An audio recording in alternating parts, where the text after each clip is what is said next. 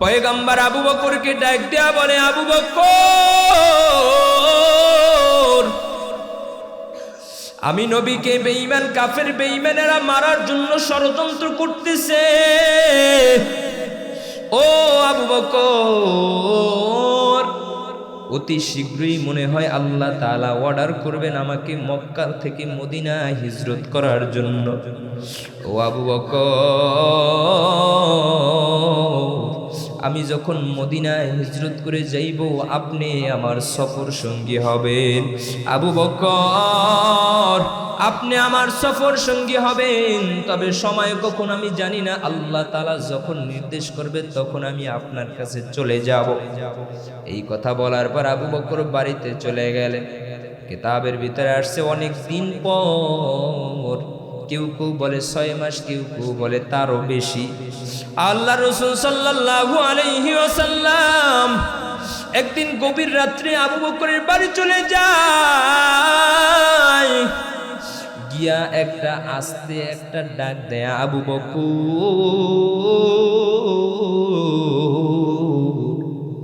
আল্লাহর রসুলের আওয়াজ শুনিয়া আবু বকর লাব্বাইক ইয়া রাসূলুল্লাহ বলে ঘরের সামনে বাহির হয়ে যায়। বলেন সুবহানাল্লাহ।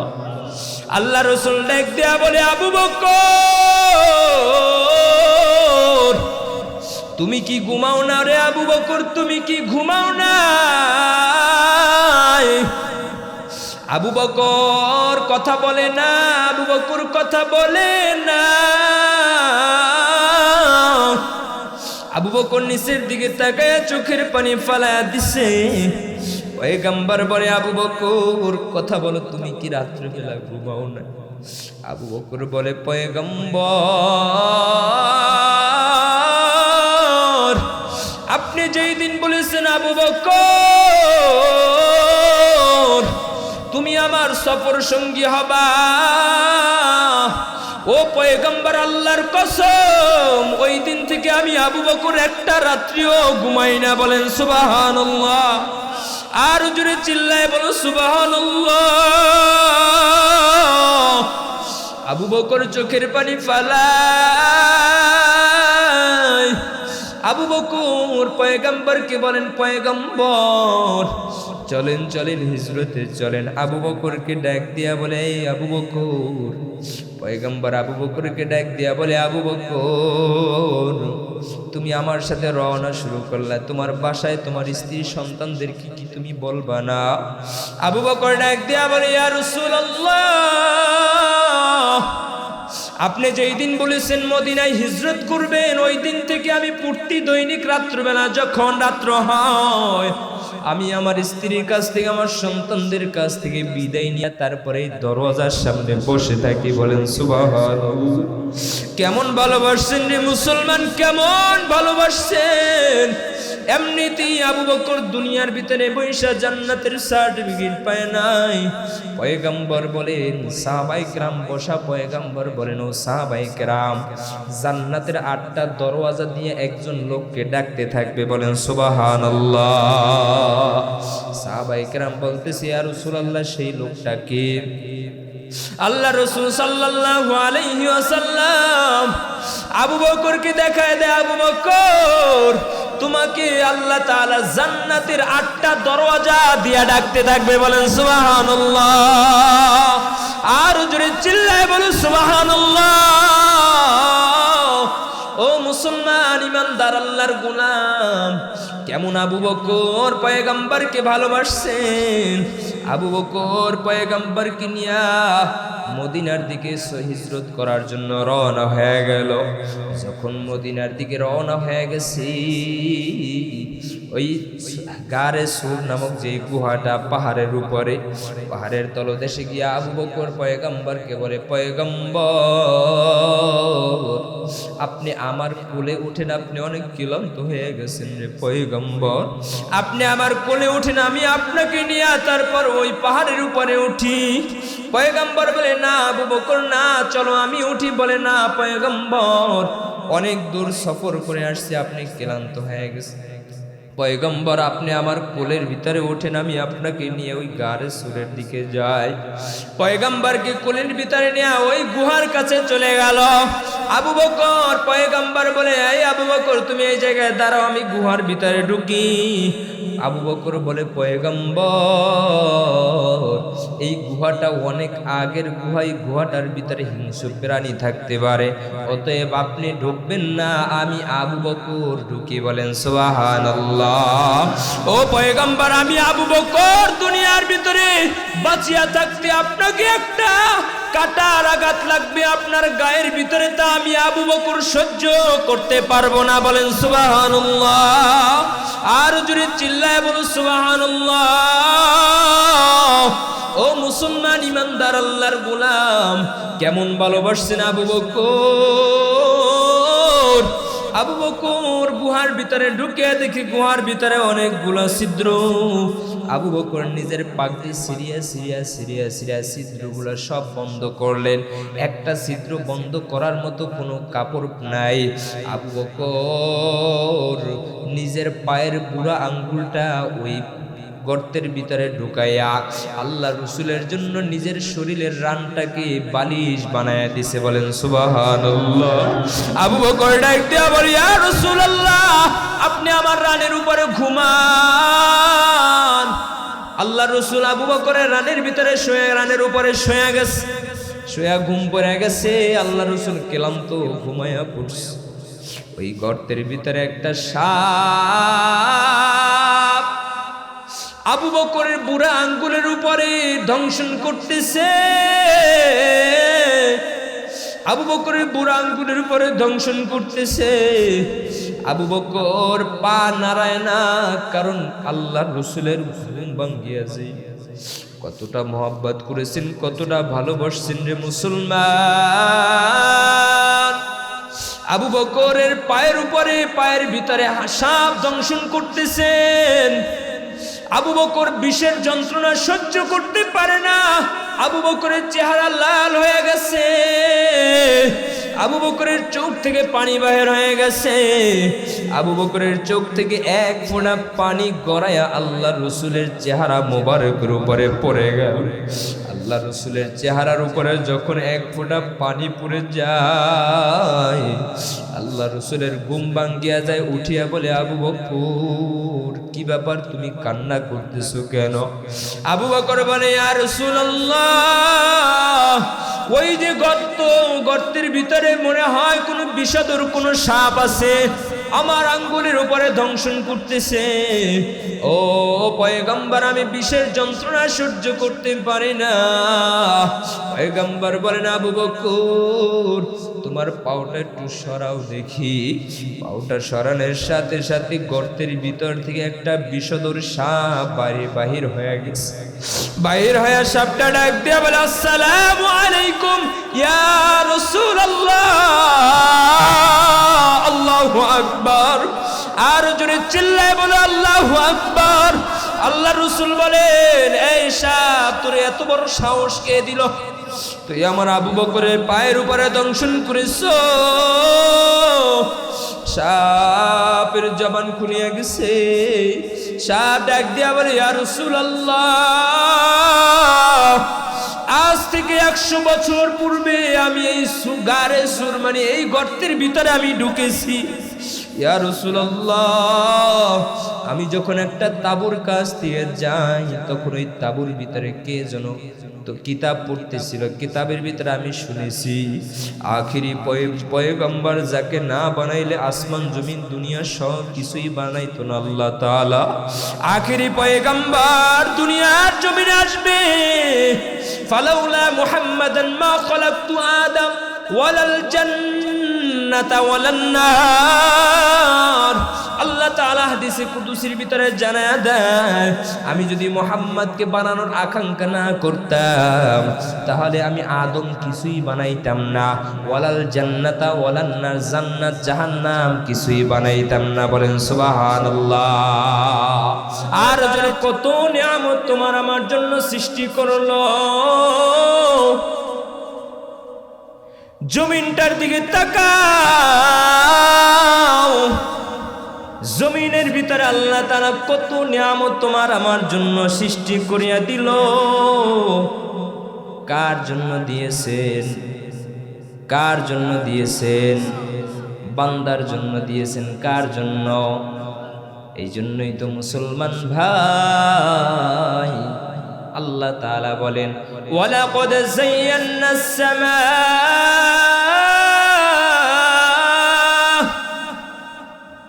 ওয়ালাকাদ যায়্যানাস সামাআদ দুনিয়া বিমাসাবিহা ওয়া জাআলনাহা রুজুমান লিশ-শায়াতিন। আল্লাহ পাক রব্বুল আলামিন হে বান্দা বান্দি তোমার আমার জন্য নিয়ামত দিয়া দুনিয়াটা ভরপুর করিয়া দিয়েছেন, ঠিক না ভাই? ঠিক।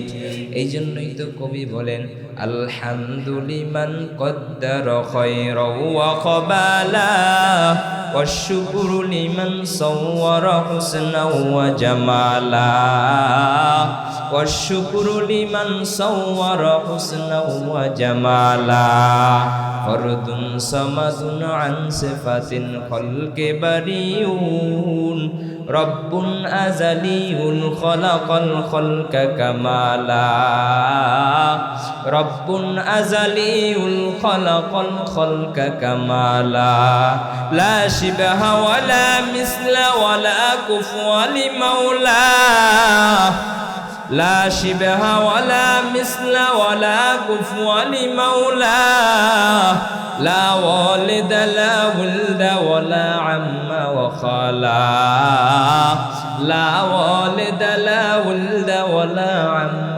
وخالا। শুকরিয়া আদায় করতে হবে কার? আল্লাহর শুকরিয়া আদায় করতে হবে রে মুসলমান ভাই। যদি আল্লাহ তাআলার শুকরিয়া আদায় করতে পারো,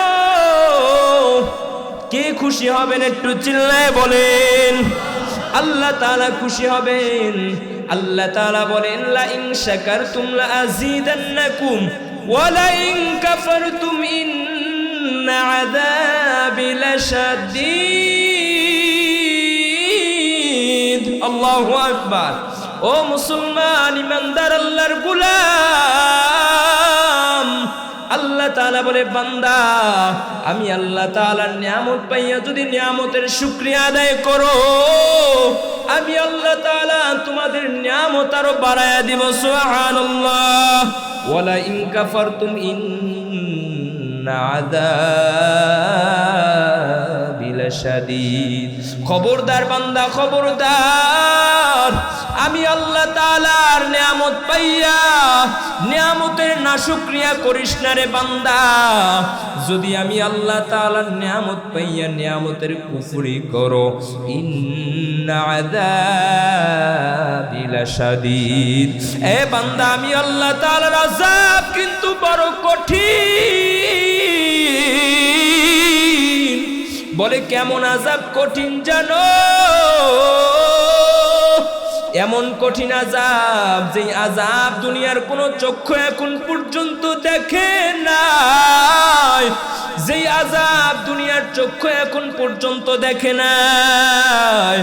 এই দুনিয়ার বান্দা বান্দারা এমন কঠিন আযাবের ব্যবস্থা করে রাখছেন আল্লাহ তাআলা। খবরদার, খবরদার, নিয়ামতের না শুকরিয়া করা যাবে না।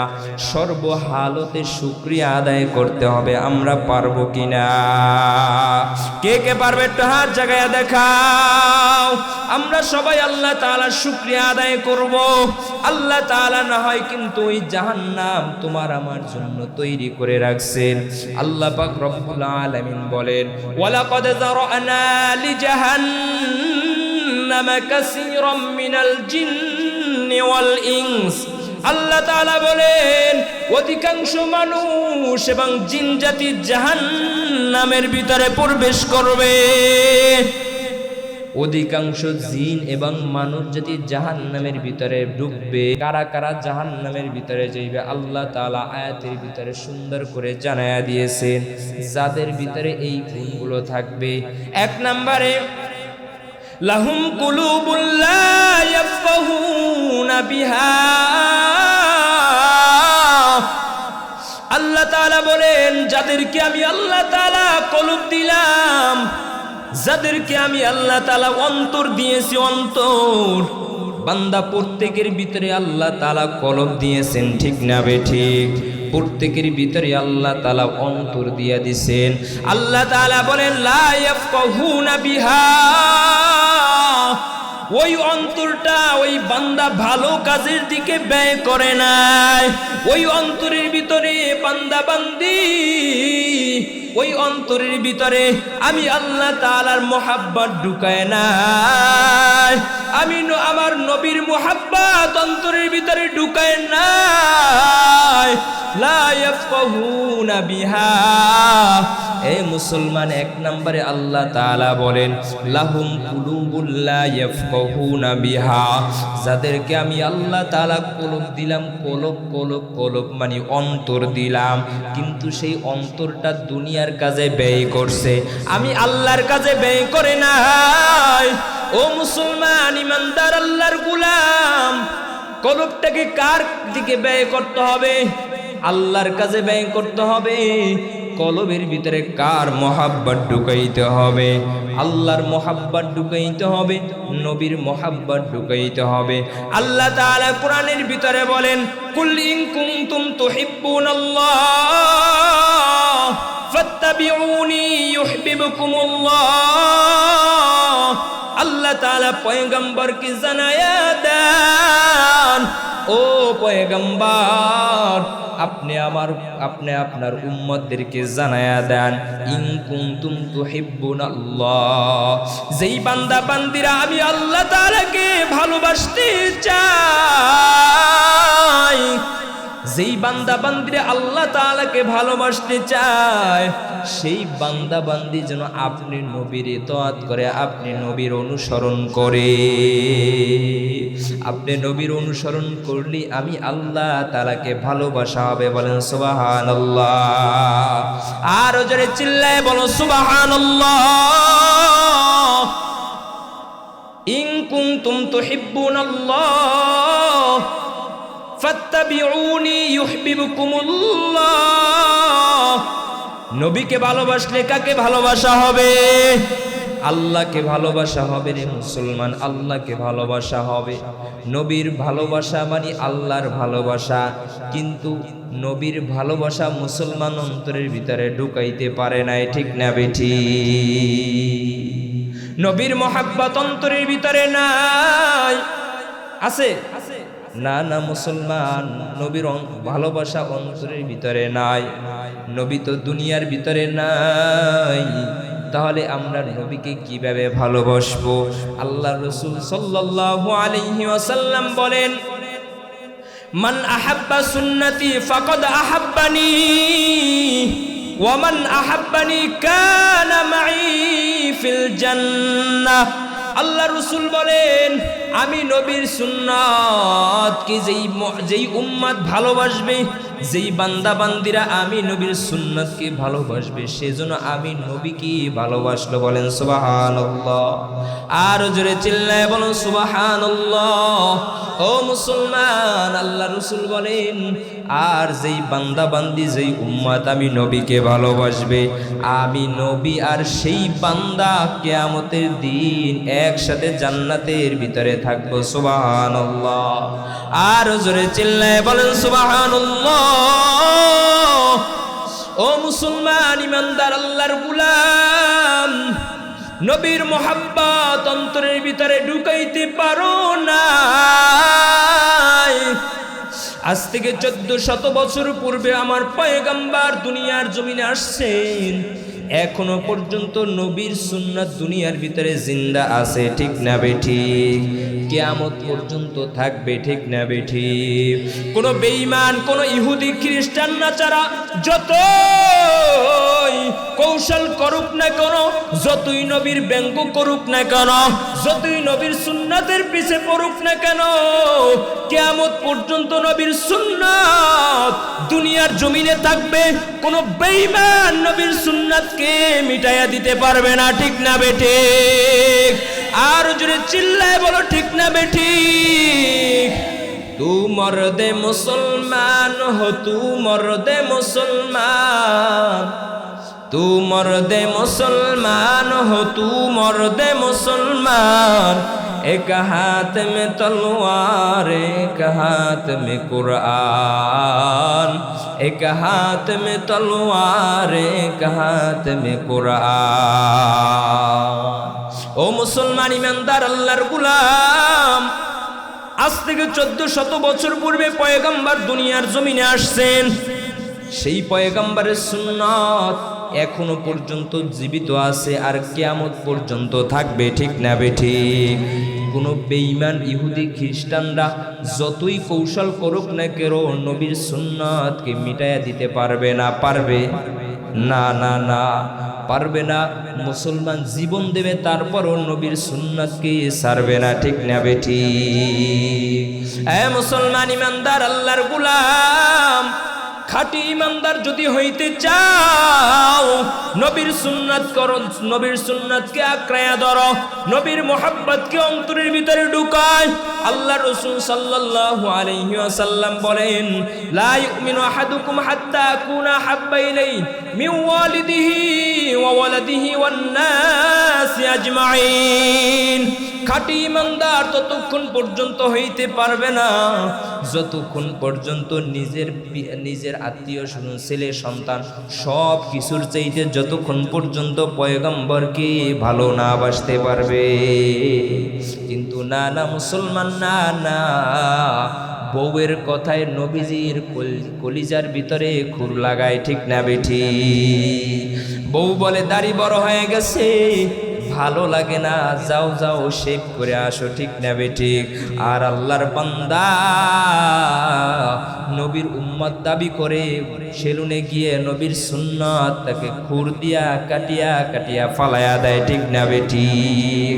এরে মুসলমান ভাই, তুমি দাড়িতে খুর লাগাইলা, আল্লাহ রসুল বলেন আমি নবীর কলিজায় খুর লাগাইছে, বলেন নাউজুবিল্লাহ। আর নবীকে যে কষ্ট দিবে, নবীকে যে নারাজ করবে, আমার আল্লাহ তাআলা ওই বান্দার প্রতি নারাজ হইয়া যায়, ঠিক না বেঠিক?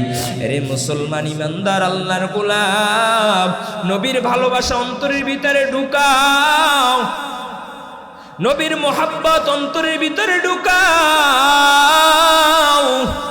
কেমন ভাবে নবীর মোহাব্বত, নবীর ভালোবাসা অন্তরের ভিতরে ঢুকাইবারে মুসলমান ভাই? নবীর ভালোবাসা এমন ভাবে ঢুকাইবা, সাহাবায়ে কিরামদের কেমন ভালোবাসা ছিল, সাহাবায়ে কিরাম কেমন ভালোবাসতো পয়গম্বরকে। হযরতে আবু বকর সিদ্দিক রাদিয়াল্লাহু তাআলা আনহু কেমন ভালোবাসতেন, হযরতে উসমান রাদিয়াল্লাহু তাআলা আনহু কেমন ভালোবাসতেন, হযরতে আলী রাদিয়াল্লাহু তাআলা আনহু পয়গম্বরকে কতটা ভালোবাসতেন, ছোট মাসুম বাচ্চা তলহা পয়গম্বরকে কতটা ভালোবাসতেন। ইতিহাসের পাতায় দেখা যায়, কিতাবের ভিতরে পড়েছি রে মুসলমান, নিজের জীবনের চাইতেও বেশি ভালোবাসতেন, বলেন সুবহানাল্লাহ। পয়গম্বর আবু বকরকে ডাক দেয়া বলে, আবু বকর, আমি নবীকে বেঈমান কাফের বেঈমানেরা মারার জন্য ষড়যন্ত্র করতেছে।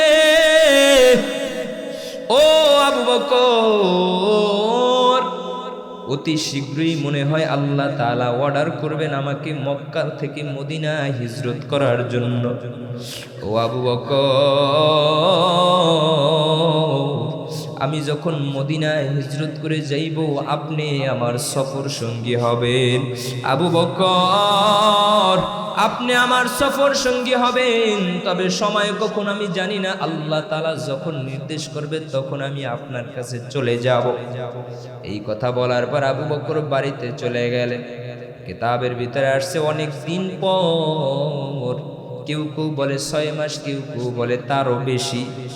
আল্লাহ রাসূল সাল্লাল্লাহু আলাইহি ওয়াসাল্লাম একদিন গভীর রাত্রে আবু বকরের বাড়ি চলে যায়, গিয়া একটা আস্তে একটা ডাক দেয়, আবু বকর।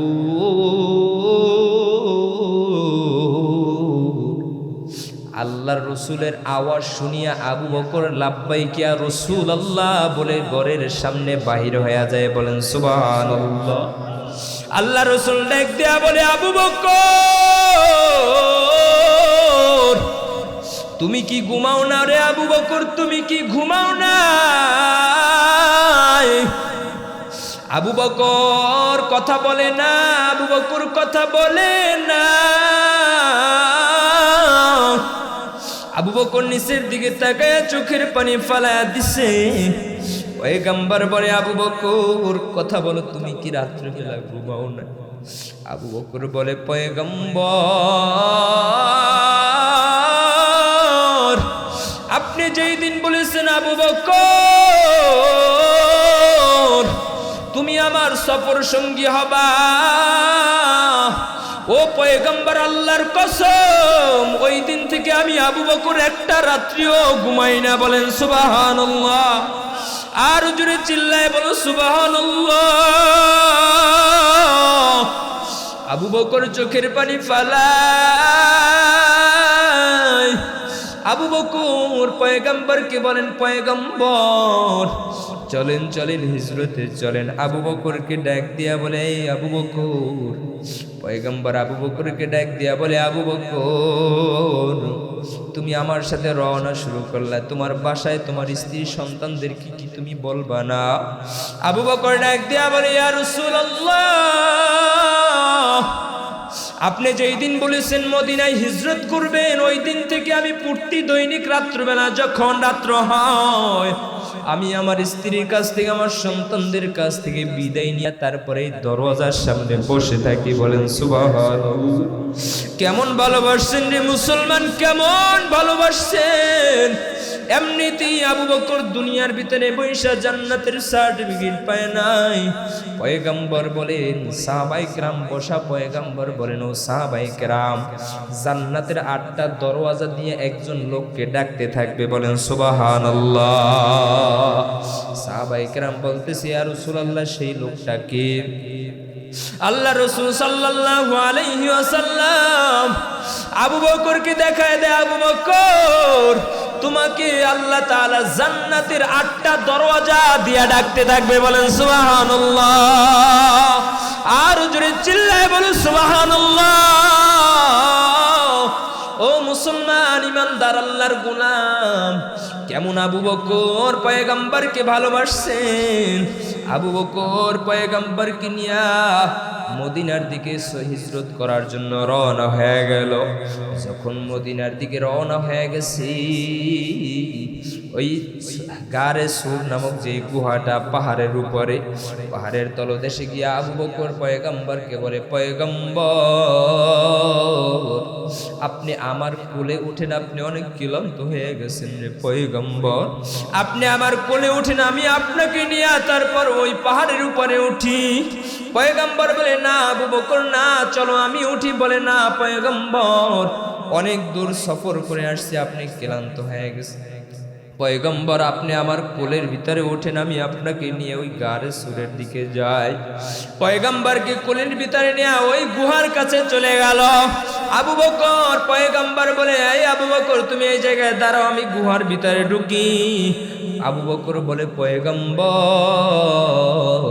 এই গুহাটা অনেক আগের গুহা, এই গুহাটার ভিতরে হিংস্র প্রাণী থাকতে পারে, অতএব আপনি ঢুকবেন না, আমি আবু বকর ঢুকি। বলেন সুবহানাল্লাহ। ও পয়গম্বর আমি আবু বকর দুনিয়ার ভিতরে বাঁচিয়া থাকতে আপনাকে একটা কাটার আঘাত লাগবে আপনার গায়ের ভিতরে, তা আমি আবু বকর সহ্য করতে পারবো না। বলেন সুবহানাল্লাহ। আর জোরে চিল্লায় বলো সুবহানাল্লাহ।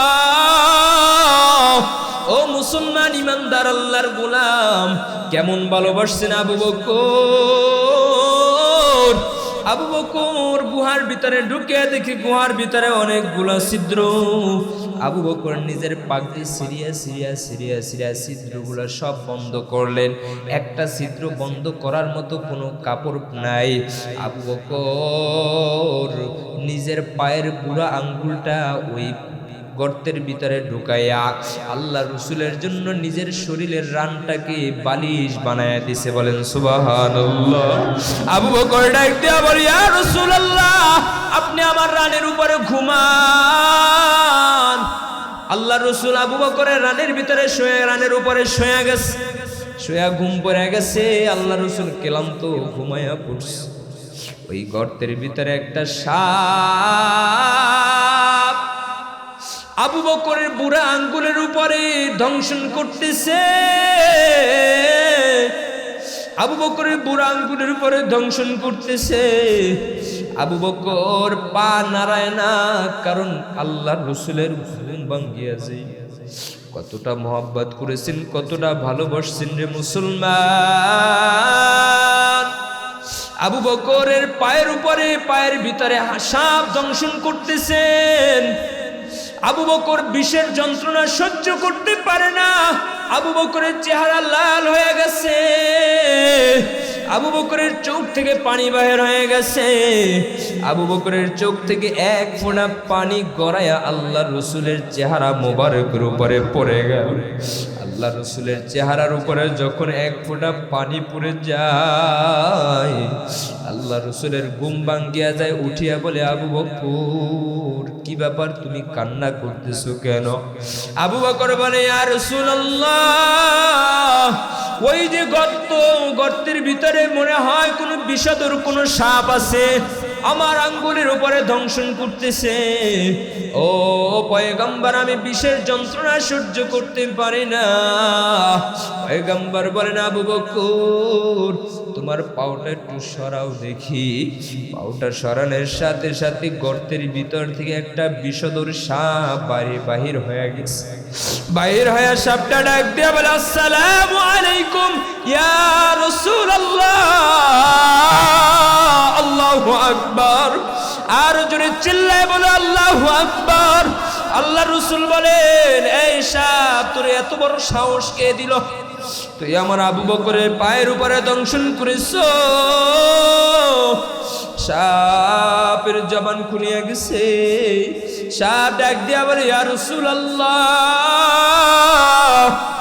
আজ থেকে 100 বছর পূর্বে আমি এই গারে সুর, মানে এই গর্তের ভিতরে আমি ঢুকেছি। ইয়া রাসূলুল্লাহ, আমি যখন একটা তাঁবুর কাছ দিয়ে যাই, তখন ওই তাঁবুর ভিতরে কে যেন তো কিতাব পড়তেছিল। কিতাবের ভিতরে আমি শুনেছি, আখিরি পয়গম্বর যাকে না বানাইলে আসমান জমিন দুনিয়া সব কিছুই বানাইতো না আল্লাহ তাআলা। আখিরি পয়গম্বর দুনিয়ার জমিনে আসবে। ফালাউলা মুহাম্মাদান মা খালাকতু আদম ওয়ালাল জান্নাতা ওয়ালান নার। আল্লাহ তাআলা হাদিসে কুদসির ভিতরে জানায়া দেয়, আমি যদি মুহাম্মদকে বানানোর আকাঙ্ক্ষা না করতাম, তাহলে আমি আদম কিছুই বানাইতাম না। ওয়ালাল জান্নাতা ওয়ালান নার, জান্নাত জাহান্নাম কিছুই বানাইতাম না। বলেন সুবহানাল্লাহ। আর জোরে চিল্লায় বলো সুবহানাল্লাহ। সাপের জবান খুলিয়া গেছে। সাপ বলে, ইয়া রাসূলুল্লাহ, 100 বছর পূর্বে আমি এই গার সুর, মানে এই গর্তের ভিতরে আমি ঢুকেছি।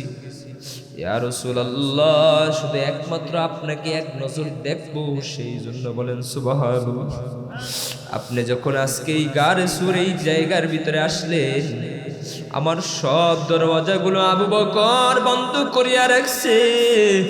একটা দরওয়াজা খোলা, তাও আবার আঙ্গুল দিয়া রাখছে। ইয়া রাসূলুল্লাহ, আমি তো আপনার আশিক। ইয়া রাসূলুল্লাহ, আপনাকে দেখার জন্য আমি পাগলের মতো হয়ে গেলাম। ইয়া রাসূলুল্লাহ, আমি আর সহ্য করতে পারলাম না। আমি আবু বকরের পায়ের উপরে দংশন করিয়া দিছি। ইয়া রাসূলুল্লাহ, আমাকে মাফ করে দেন। আরে মুসলমান, ইমানদার, আল্লাহর গোলাম, ওই গর্তের সাপ পর্যন্ত আল্লাহ রসুলকে কত ভালোবাসলো। ওই গর্তের পিপিলিকা পর্যন্ত আল্লাহ রসুলকে কত ভালোবাসে। আল্লাহ রসুলকে কত ভালোবাসে। পিপিলিকা আল্লাহর দরবারে দোয়া করে, আল্লাহ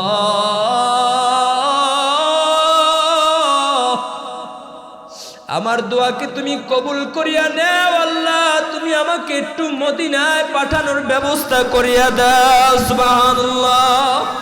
আল্লাহ, তোমার নবীর রওজা বড় দেখতে মনে চায়।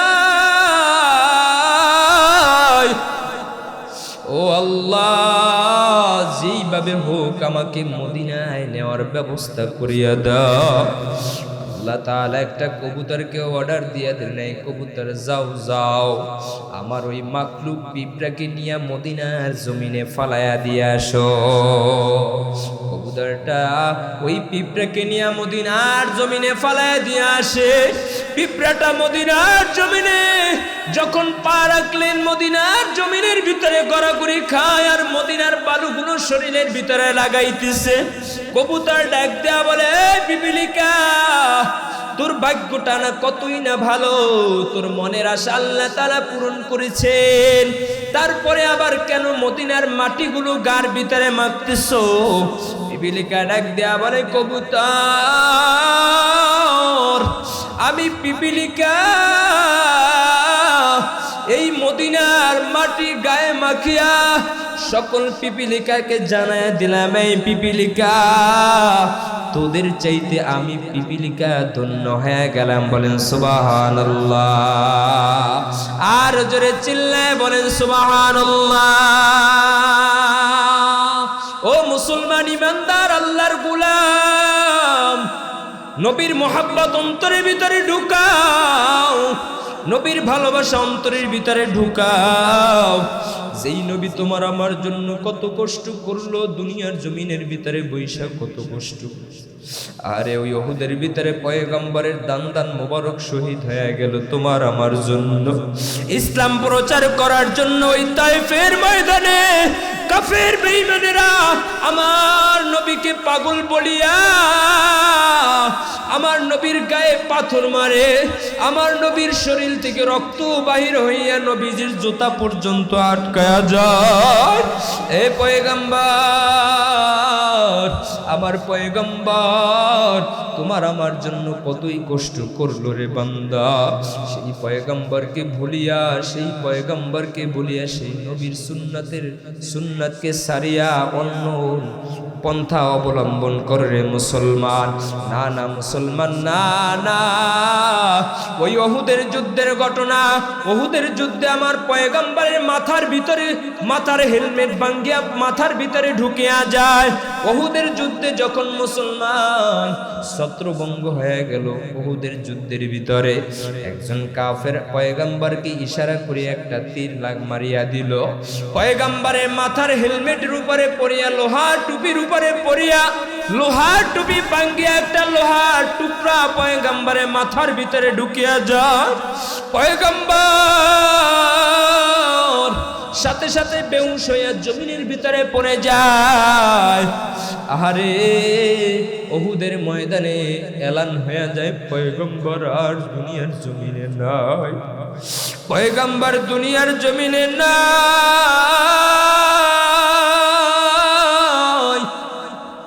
উহুদের ময়দানটা নিস্তব্ধ হয়ে গেছে। সাহাবায়ে কেরাম পাগলের মতো হয়ে গেছে। হায় রে হায়, কি কয়, নবী নাকি দুনিয়ায় নাই, নবী নাকি দুনিয়ায় নাই। পয়গম্বর জমিনের ভিতরে পড়ে গেছে। সাহাবায়ে কেরাম দৌড়ে আসিয়া দেখে পয়গম্বর অচেতন অবস্থায় জমিনের ভিতরে পড়ে আছে। একজন সাহাবী পয়গম্বরকে কোলের ভিতরে নিয়া পয়গম্বরের হেলমেটের যে লোহার টুকরাটা মাথার ভিতরে ঢুকে গেছে, ওই লোহার টুকরাটা ওই সাহাবী তার দাঁত দিয়া কামড় দিয়া বাহির করার জন্য জোরে টান দিস। টান দেওয়ার সাথে সাথে ওই সাহাবী দুইটা দাঁত ভাঙ্গিয়া ঠাস ঠাস করিয়া জমিনের ভিতরে পড়ে যায়।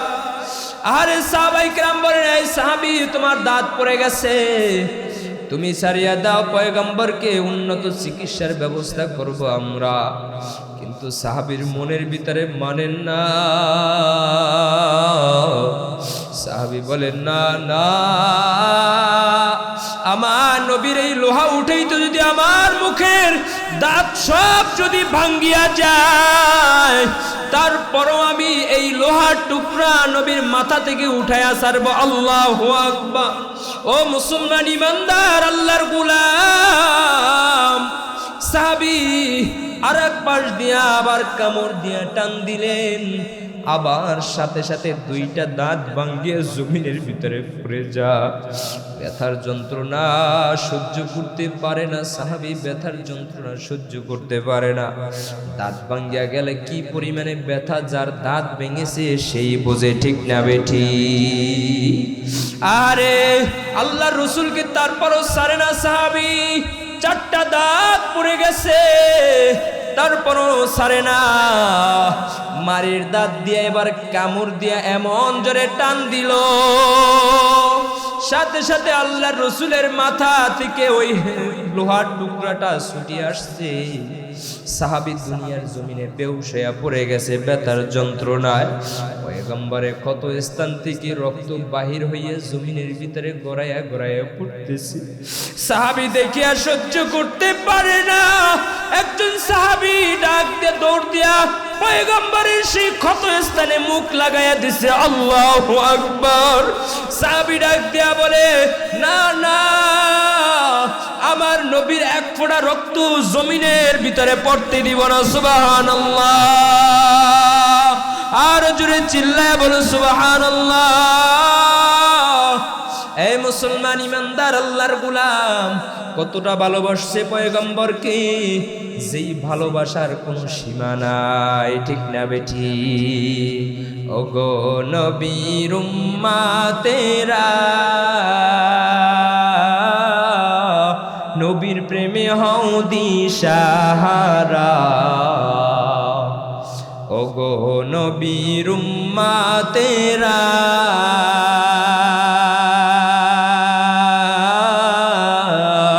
নবীর প্রেমে হও দিশাহারা।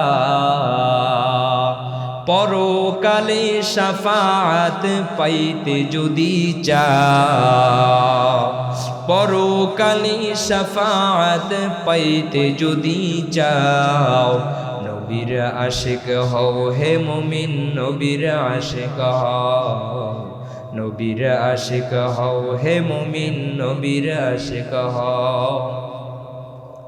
কত কষ্ট করলেন নবী,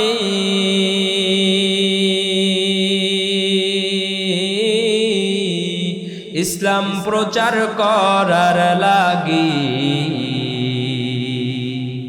কত কষ্ট করলেন নবী,